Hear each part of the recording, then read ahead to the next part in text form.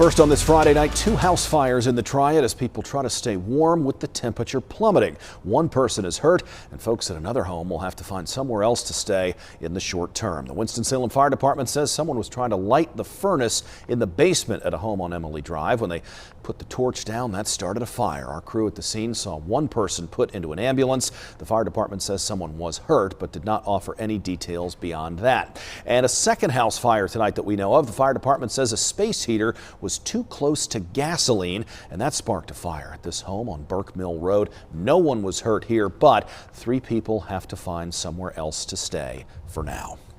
When temperatures plunge, the risk of fires does go up, unfortunately. If you're using a space heater in your home, firefighters say try to keep them at least 3 feet from anything flammable and turn them off whenever you leave the room, and especially when you go to bed at night. Also, never plug in more than 1 heat-producing appliance into an electrical outlet at one time, and do not plug space heaters into power strips. Also, do not use an oven, generator, a grill, or any type of camp stove indoors to heat your home.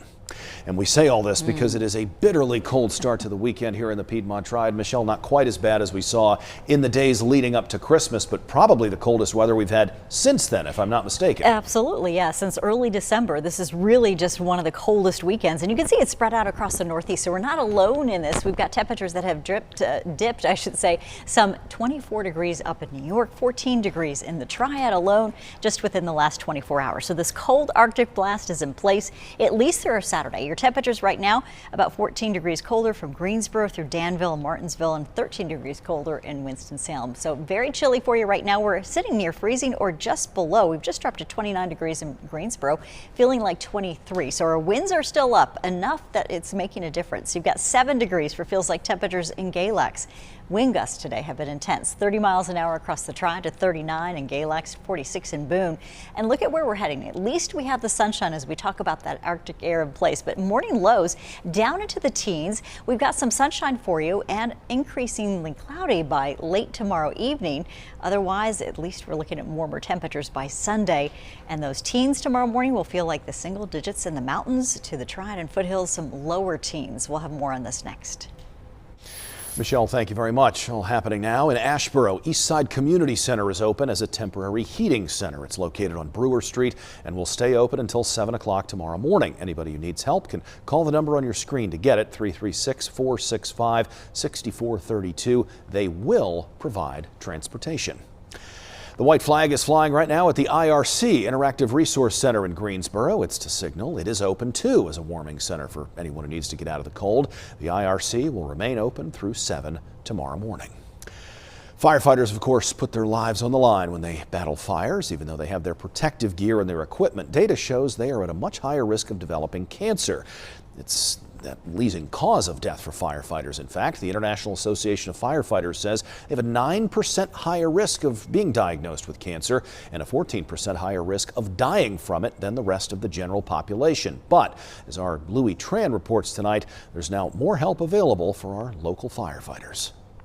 If I said I didn't miss the job, I'd be lying to you. Shane Drawn served as a Winston-Salem firefighter for 20 years. A successful life is one where you do as much good as you can for as many people as you can for as long as you can. And that was my primary motivation. His primary motivation until 2020. At a doctor's appointment, Drawn received news that would change his life forever. And I had a biopsy, and it showed positive for colorectal cancer. Drawn says while the fires he put out were dangerous, the toxins and the carcinogens were even deadlier. But when they burn, that's when they start to give off all that nasty stuff that can cause a lot of health issues. A concern Drawn says he put on the back burner. Because your job is to think about the community, think about the people you're serving, thinking about making their situation better and doing everything that you can. My reliance and my faith in God helped more than anything else. Drawn had to medically retire. Now, he's raising awareness about the risks of cancer. The North Carolina Firefighter Cancer Alliance recently announced it's going to provide more emotional, mental, and peer support to firefighters who risk their lives, making sure they are also getting support. If it can decrease the likelihood of other firefighters, getting cancer, or for those who do get cancer, if it provides some support for them, whether it's emotional, financial, what have you, it's going to make a big difference. And that was Louis Tran reporting for us. Drawn says thankfully he is now cancer-free, and he says many departments have better technology and better protocols in place to protect firefighters, but he believes it's still not 100% risk-free. For more details about resources available, head to our website, WXII12.com, or open up our mobile app and check out this story. Police in Winston-Salem say investigators are looking for the man who shot someone in the back earlier tonight. This happened just before 6:30 along Indiana Avenue. Officers say the 29-year-old victim was walking on the sidewalk when he was hit. They say he was shot once and his injury is not considered life-threatening. Bond is set at $300,000 for this man from Mebane. He is accused of sexually assaulting a child. Alamance County deputies arrested Gary Moore Jr. today. The investigation started back on January 13th. Moore is charged with indecent liberties with a child and felony statutory sex offense with a child under age 15. Search continues tonight for who's behind those two power substation shootings that have been in the news on and off for the last few months. The FBI is now offering separate $25,000 rewards for information that leads to an arrest and a conviction. This is for the January 17th shooting at a Energy United substation in Thomasville. No one lost power in that one, but it was a different story back on December 3rd, the shooting at a Duke Power substation in Moore County. Roughly 45,000 customers were without power for the better part of almost a week.